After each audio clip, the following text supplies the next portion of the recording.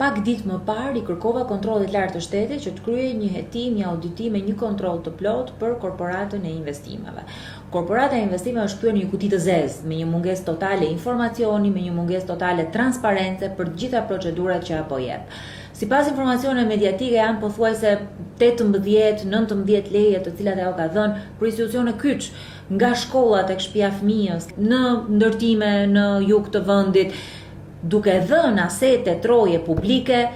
pas një procedurë, pas një transparent, pas një llogari dhe konsiderat për ligjin për të ndërtuar, duke mos ditur se kush i merr dhe kush i përfiton këto troje publike. Për këtë arsye kam nisur edhe një shkresë tjetër korporatës investimeve për të kërkuar pikërisht ato informacion që duhet ta kishin zbatuar sipas ligjit, që duhet ta kishin publikuar sipas ligjit, për të gjitha procedurat e lejeve që ajo është duke dhënë.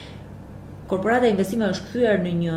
kuti pandore që po të hapet unë jam e sigurt që ato që kemi parë për akshin e për ministri do të jenë asgjë krahasuar me ato që fsheh korporata e investimeve. Korporata e investimeve sot po kthehet në marsin më të madh lejeve të ndërtimit dhe kjo duke shkelur qartësisht ligjin. Nëse për institucione tjera, të cilët janë zbuluar skandale, një farë llogaridhënie edhe ka qenë, edhe ka ekzistuar, për këtë institucion dyert kanë qenë të mbyllura. Procedurat kanë qenë jo transparente dhe ka pasur një heshtje totale për çdo gjë që ka ndodhur e për çdo vendimarrje që ato kanë